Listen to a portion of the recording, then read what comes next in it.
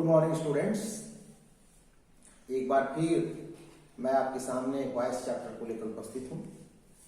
इससे पहले वाले क्लास में मैंने वॉइस का इंट्रोडक्शन आपके सामने रखा था, जिसमें मैंने आपको ये समझाने का प्रयास किया कि एक्टिव को पैसिव में कैसे बदला जाए।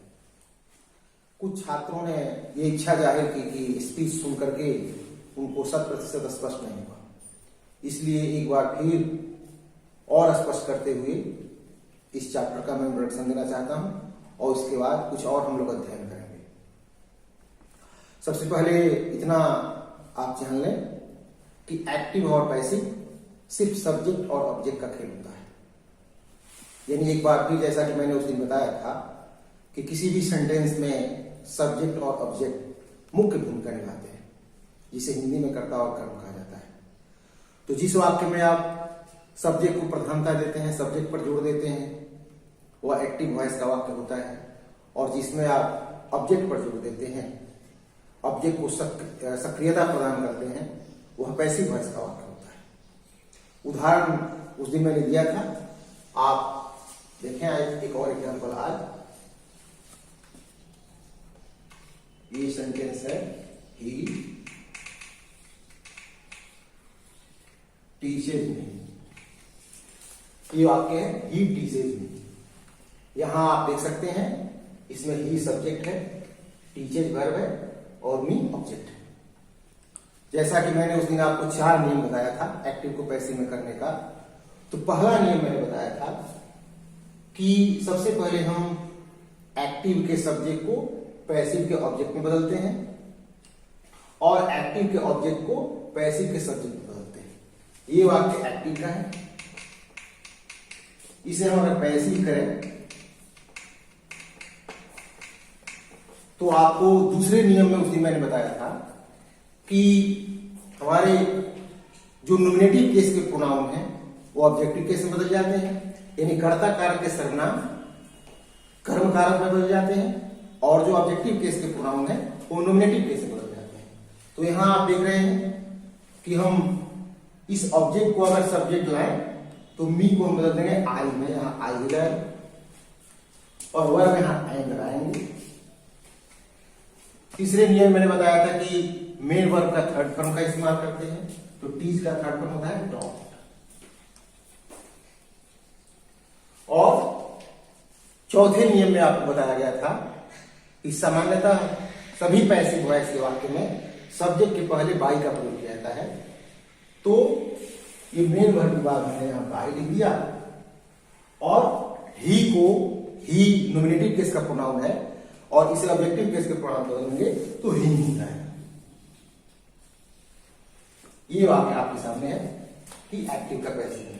4 नियम एक्टिव को पैसिव को बदलने के लिए एक बार फिर से आपको स्मरण कर लें कि सबसे पहले हम एक्टिव के सब्जेक्ट को पैसिव के ऑब्जेक्ट में, एक्टिव के ऑब्जेक्ट को पैसिव के सब्जेक्ट में। दूसरा नियम कि नॉमिनेटिव केस का प्रोनाउन हमारे पास आता है तो उसे हम ऑब्जेक्टिव केस के प्रोनाउन बदलते हैं, और ऑब्जेक्टिव केस का प्रोनाउन नॉमिनेटिव केस के प्रोनाउन बदल जाता है। जो ऑब्जेक्ट होता है उसके अनुसार हम हेल्पिंग वर्ब लगाते हैं, यहाँ आई के अनुसार हमने एम हेल्पिंग वर्ब लगाया है और मेन वर्ब का थर्ड फॉर्म लिखा है। चौथे नियम के अंतर्गत बाई का प्रयोग किया है, और इस तरह से ही टीचेज का पैसिव वॉइस हो गया I am taught by him.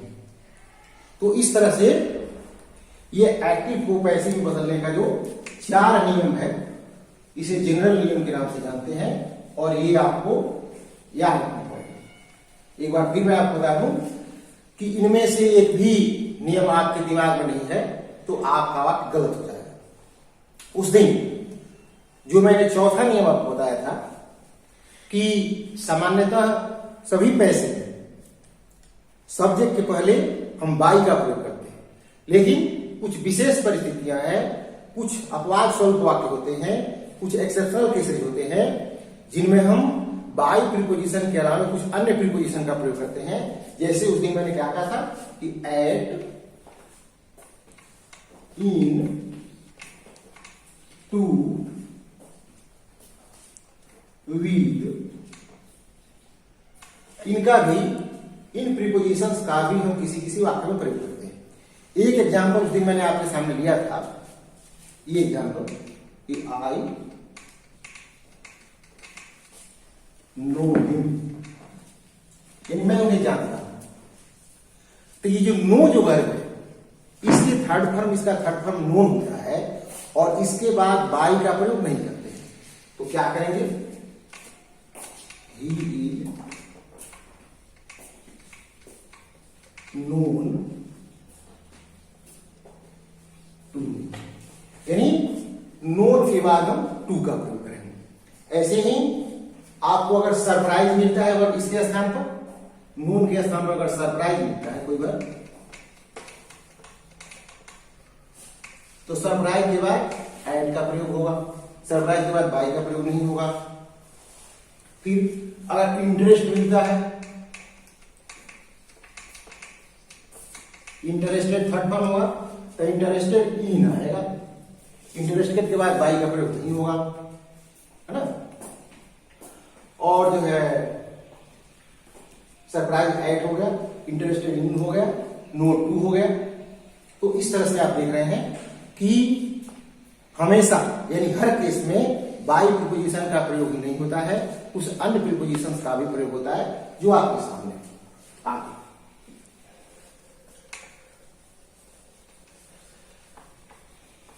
अब यह है कि ये चार सामान्य नियम जानने के बाद हम टेंस पर आते हैं कि टेंस से संबंधित वाक्यों का हम पैसिव कैसे करते हैं। तो जैसा कि आप जानते हैं कि टेंस कुल 3 है, प्रेजेंट, पास्ट, फ्यूचर, और इन तीनों टेंस के 4-4 भेद होते हैं, यानी कुल 12 टेंस हैं। तो 12 टेंस में 8 ही टेंस का पैसिव होता है, यानी 3 प्रेजेंट टेंस में, 3 पास्ट टेंस में और 2 फ्यूचर टेंस का पैसिव होता है। तो प्रेजेंट में पहला tense present indefinite, present continuous और प्रेजेंट परफेक्ट टेंस, इस टेंस का पैसिव होता है। ऐसे ही पास्ट में पास्ट इंडेफिनिट, पास्ट कंटिन्यूअस और पास्ट परफेक्ट टेंस का पैसिव होता है। लेकिन फ्यूचर टेंस में 2 ही टेंस का पैसिव होता है, इसे फ्यूचर इंडेफिनिट और फ्यूचर परफेक्ट कहते हैं। यानी इस तरह से 3 प्रेजेंट, 3 पास्ट और 2 फ्यूचर, यानी कुल 8 टेंस का पैसिव होता है। तो सबसे पहला हमारा प्रेजेंट टेंस को लेते हैं, प्रेजेंट टेंस।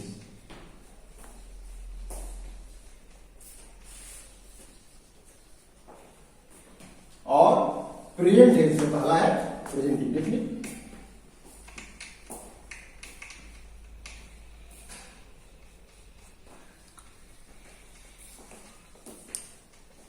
प्रेजेंट, तो प्रेजेंट इंडेफिनिट का स्ट्रक्चर देखिए कैसे इसका पैसिव करेंगे। आप हमेशा ध्यान रखेंगे कि हम एक्टिव वॉइस का जो वाक्य बना, सबसे पहले हम प्रेजेंट इंडेफिनिट टेंस को लेते हैं। तो आपको इस बात का ध्यान रखना होगा कि जब हम एक्टिव वॉइस का वाक्य लिखते हैं तो सबसे पहले सब्जेक्ट का प्रयोग करते हैं, और जब पैसिव वॉइस का वाक्य लिखते हैं तो सबसे पहले ऑब्जेक्ट का प्रयोग करते हैं। तो यहां जो भी हम स्ट्रक्चर देखेंगे, हम पैसिव वॉइस सीख रहे हैं, एक्टिव को पैसिव में बदलना सीख रहे हैं, तो पैसिव का ही स्ट्रक्चर लेकर करेंगे। यानी प्रेजेंट इंडेफिनिट टेंस में जो हमारा साधारण वाक्य होगा, यानी अफर्मेटिव सेंटेंस होगा, उसका पैसिव स्ट्रक्चर कुछ इस प्रकार से होगा।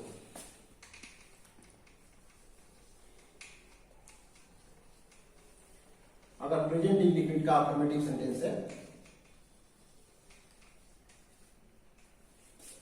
तो इसमें सबसे पहले हम ऑब्जेक्ट लिखेंगे, और ऑब्जेक्ट के अनुसार ही हम ये सहायक क्रिया ई, आर और एन, इनमें से किसी एक का प्रयोग करेंगे। यानी ऑब्जेक्ट के स्थान पर हमको आई आ जाता है तो उसके बाद एम लगाएंगे, ऑब्जेक्ट के स्थान पर अगर थर्ड पर्सन सिंगुलर आता है तो ई लगाएंगे, और प्लूरल कोई विषय या प्लूरल शब्द आता है तो हम आर का प्रयोग करेंगे। फिर इसके बाद जैसा कि आप 4 नियमों में देखे हैं कि वर्ब 3 का प्रयोग करेंगे, मेन वर्ब थर्ड फॉर्म का, और फिर मैं यहाँ बाय लिख रहा हूं, लेकिन आपको पता है, आपको बताया जा चुका है कि सभी वाक्यों में बाय का प्रयोग नहीं करेंगे। तो आप देख लेंगे कि कौन सा वर्ब आया है। अगर जो जिस वर्ब को हम लोग देखे हैं ऐसा कोई वर्ब है तो उसी प्रीपोजिशन का प्रयोग करेंगे, और कोई सामान्य वर्ब है तो हम बाय का प्रयोग करेंगे, और अंत में हम सब्जेक्ट लिखेंगे बाय के बाद। ठीक है, ये हमारा प्रेजेंट इंडेफिनिट टेंस के अफर्मेटिव सेंटेंस का स्ट्रक्चर है, पैसिव वॉइस। अब इसमें एक सेंटेंस हम देखते हैं। एक छोटा सेंटेंस लीजिए, राम स्पीक्स इंग्लिश, ये सेंटेंस है, प्रेजेंट इंडेफिनिट का वाक्य है। हम अपने स्ट्रक्चर के अनुसार इसको देखेंगे। तो ऑब्जेक्ट क्या है, इंग्लिश है, तो इंग्लिश हम लेते हैं पहले। ये एक्टिव का वाक्य है, पैसे में इसको करें तो इंग्लिश को हम ले लें पहले, इंग्लिश ऑब्जेक्ट है। फिर ये चूंकि भाषा का नाम है, सिंगुलर सब्जेक्ट है, तो इंग्लिश ई। उसके बाद हम इसमें स्पीक्स है, इसका थर्ड हो जाएगा स्पोकन। फिर बाई का प्रयोग करेंगे और नाम। इस तरह से ये राम स्पीक्स इंग्लिश का पैसिव होगा, English is spoken by Ram. आप स्ट्रक्चर देख रहे हैं, तो इसी स्ट्रक्चर के आधार पर आपको अफर्मेटिव सेंटेंस बनाने हैं, ठीक है। अब इसका अगर आपको निगेटिव सेंटेंस बनाना है तो एक ही स्ट्रक्चर से आप बनाएंगे कि इसमें आप जानते हैं कि निगेटिव सेंटेंस में नॉट का प्रयोग किया जाता है, और नॉट का प्रयोग कहां किया जाता है, तो नॉट का प्रयोग हेल्पिंग वर्ब के बाद होता है। इसलिए हेल्पिंग वर्ब जितने हैं उनको नॉट का फ्रेंड कहा जाता है। ये नॉट जितने हेल्पिंग वर्ब है 24, तो ये 24 ही नॉट के फ्रेंड है। 24 फ्रेंड्स ऑफ नॉट के नाम से इनको जाना जाता है। तो जहां भी जिस किसी वाक्य में नॉट आता है या नेगेटिव सेंटेंस होता है, तो नॉट का प्रयोग हम हेल्पिंग वर्ब के बाद ही करते हैं। तो यहां हमारा E R am helping verb है, तो अगर नेगेटिव सेंटेंस आता है तो ई आर एम के बाद हम नॉट का प्रयोग करेंगे। पैसिव वर्ब एक वाक्य में आपको लिखकर बताता हूं, negative sentence.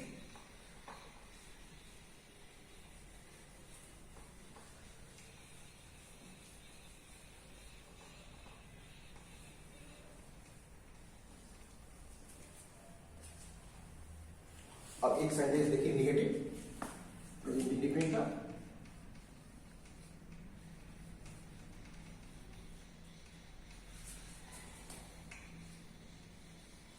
My friends do not help me. My friends do not help me, ये प्रेजेंट इंडेफिनिट टेंस का वाक्य है और नेगेटिव सेंटेंस है। इसका हम पैसिव का स्ट्रक्चर वही रहेगा, केवल हेल्पिंग वर्ब के बाद हमको नॉट का प्रयोग कर देना है।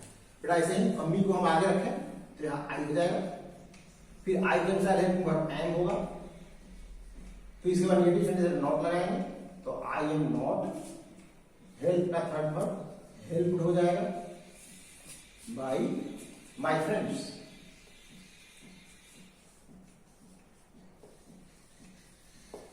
इस तरह से ये निगेटिव सेंटेंस का आपको पैसिव स्ट्रक्चर हुआ। इसके बाद सेंटेंस हम बदलते हैं, यानी अगर आपको इंट्रोगेटिव सेंटेंस मिलता है तो जैसा आप एक्टिव में टेंस पढ़ने के दौरान देख चुके हैं कि जो भी हेल्पिंग वर्ब है वो सबसे पहले आ जाएंगे। वाक्य में जो हेल्पिंग वर्ब है वो ऑब्जेक्ट अनुसार पहले आ जाएंगे। निगेटिव सेंटेंस भी देखें,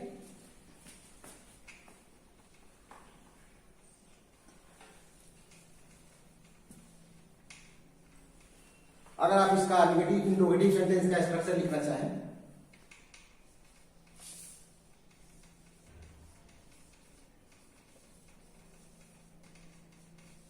इंट्रोगेटिव सेंटेंस ये लिखना चाहे तो आपको पता है कि पैसिव वॉइस में प्रेजेंट इंडेफिनिट टेंस की सहायक क्रिया ई आर एम होती है। ध्यान रखें कि एक्टिव वॉइस में प्रेजेंट इंडेफिनिट टेंस में सहायक क्रिया डू और डज होती है, लेकिन पैसिव वॉइस में प्रेजेंट इंडेफिनिट टेंस की सहायक क्रिया इज आर एम होती है। तो आप ई आर एम का प्रयोग पहले करेंगे स्ट्रक्चर में, इज आर एम, इनमें से कोई एक पहले आएगा ऑब्जेक्ट के अनुसार, इसके बाद आपको ऑब्जेक्ट आ जाएंगे।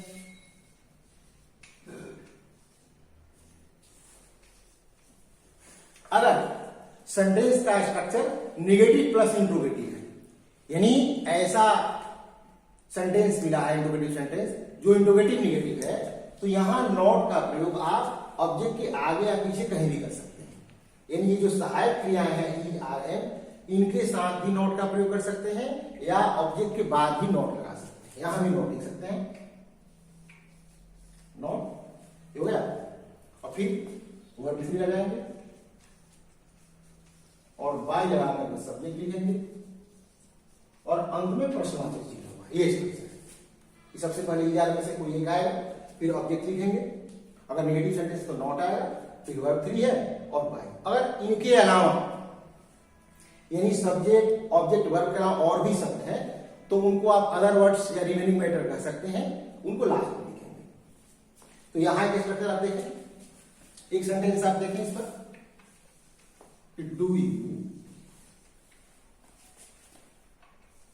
टेक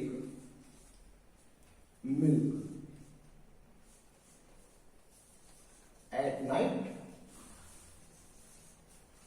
ये डू सेंटेंस है, do you take milk at night. तो वैसे ही आप मिल्क को पहले लेंगे, मिल्क ऑब्जेक्ट है और मिल्क जो है अनकाउंटेबल नाउन है, सिंगुलर नाउन है, इसलिए इज लगाएंगे कि इज मिल्क टेकन। अंत में प्रश्न, और इसमें ये एट नाइट है, रिमेनिंग मैटर है, तो आप बाय यू से पहले भी एट नाइट का प्रयोग कर सकते हैं कि is milk taken at night by you या is milk taken by you at night. इससे आपके वाक्य के मीनिंग में कोई परिवर्तन नहीं होगा और आपका वाक्य गलत नहीं। अगर ये निगेटिव रहता यानी इसमें नॉट का प्रयोग आपको करना था, तो जैसा कि हमने बताया कि नॉट का प्रयोग आप ऑब्जेक्ट के आगे या पीछे कहीं भी कर सकते हैं। यानी यहां इज है तो isn't milk taken by you at night, इस तरह से इस वाक्य को आप लिख सकते थे, या is milk not taken by you at night. ये दोनों तरीका से आपका वाक्य सही होता। तो इस तरह से ये दोनों ही प्रकार से वाक्य को आप लिख सकते हैं कि नॉट का प्रयोग आप ऑब्जेक्ट के आगे या पीछे कहीं भी कर सकते हैं।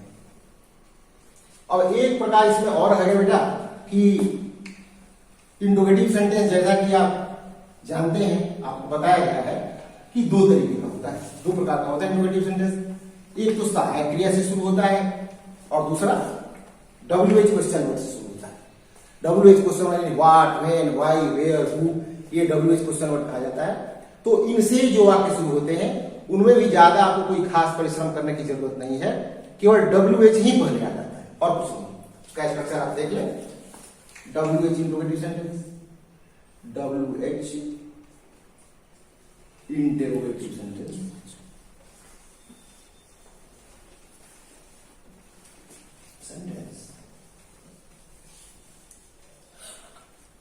अगर प्रेजेंट इंडिफिनिट में आपको WH इंट्रोगेटिव सेंटेंस मिलता है तो उसको पैसिव वॉइस में कैसे बदलेंगे?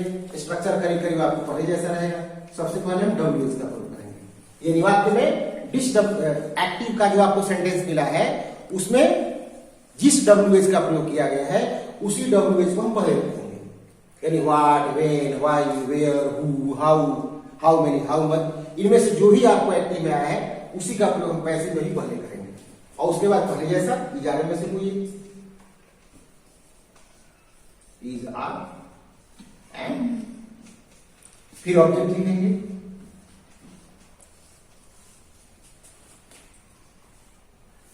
ऑब्जेक्ट के बाद वर्ब 3 लगाएंगे और फिर बाय लिख करके सब्जेक्ट लिखेंगे और अंत में प्रश्नवाचक चिन्ह लिखेंगे। एक बार फिर यहां भी आप सुन लीजिए कि ऐसे वाक्य में भी नॉट आ सकता है, यानी WH इंट्रोगेटिव सेंटेंस भी आपको निगेटिव के रूप में हो सकते हैं। तो उसी बात को लिखना है, यानी नॉट का प्रयोग आप चाहे तो ऑब्जेक्ट के पीछे आगे कहीं भी कर सकते हैं। एक वाक्य देखिए, why do you take this medicine,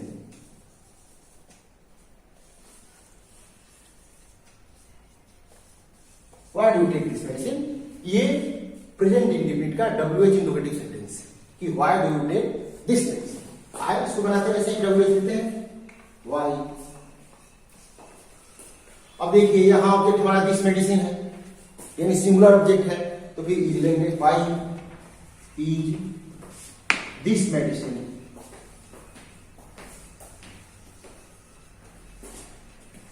Why is this medicine taken by you?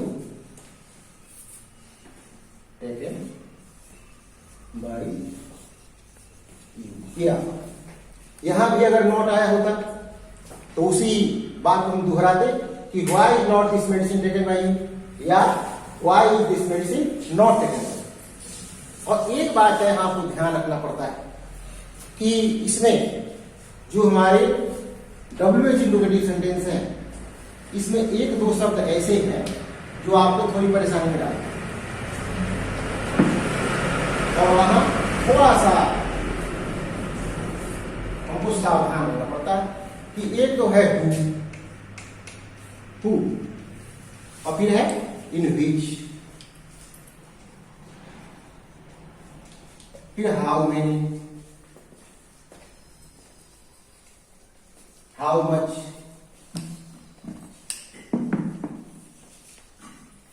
ये जो 2-3 शब्द हैं, ये यदि किसी वाक्य में दिख जाते हैं तो थोड़ा सा बच्चे घबरा जाते हैं, क्योंकि इनमें है कुछ नहीं।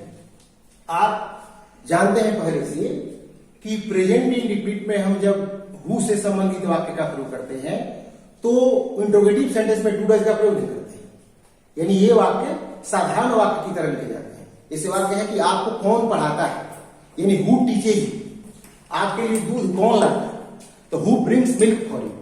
तो ऐसे वाक्य अगर मिल जाए तो थोड़ी सी सावधानी बरतने की जरूरत है। इसे देखिए कि हु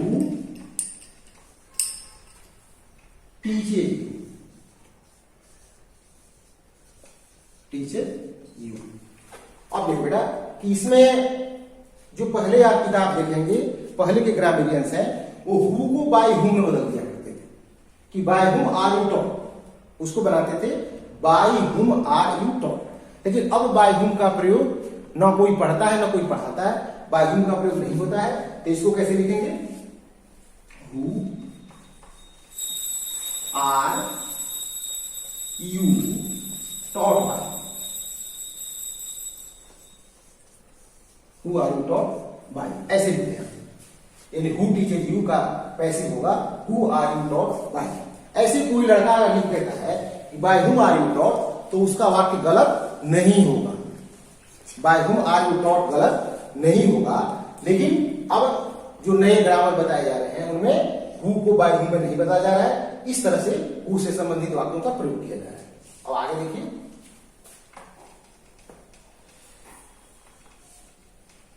और इनमें है कि हाउ मेनी हाउ मच, एक सेंटेंस देखें उसमें कि हाउ मेनी बॉयज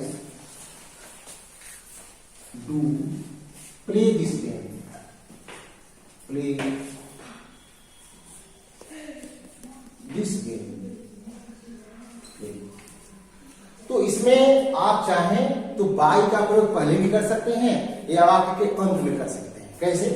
आप चाहें तो पहले ही बाय का प्रयोग, bye how many boys, bye how many boys is this game played by, played, sorry, ये बात हो जाएगा। Bye how many boys is this game played, या इसको ऐसे भी कर सकते हैं कि how many boys is this game played bye, यानी बाय का प्रयोग आप वाक्य के अंत में भी कर सकते हैं और शुरू में भी कर सकते हैं। इसके आपके वाक्य के अर्थ पर कोई परिवर्तन नहीं होगा। By how many boys is this game played या how many boys is this game played by. तो इस तरह से जो है ये who, how many, how much, ये इस तरह से ये जो शब्द हैं who, how many, how much, इनको देख करके शुरू में लड़के घबरा जाते हैं, लेकिन घबराने की कोई जरूरत नहीं है। थोड़ा सा आप जो है सोचिएगा इस तरह से वाक्यों को बनाने का कि हाउ मेनी हाउ मच मिलता है तो बाय का प्रयोग आप वाक्य के पहले या अंत में कहीं भी कर लें, और हु मिलता है तो आप जैसा कि मैंने बताया था एक आप उदाहरण देकर के उस तरह से हु से संबंधित वाक्यों को पैसिव में करें। तो इस तरह से आज हमने प्रेजेंट इंडेफिनिट टेंस को विस्तार से समझा कि एक्टिव से पैसिव में कैसे बनाएंगे, कैसे बदलेंगे। अगली क्लास में हम प्रेजेंट कंटीन्यूअस टेंस पर चर्चा करेंगे।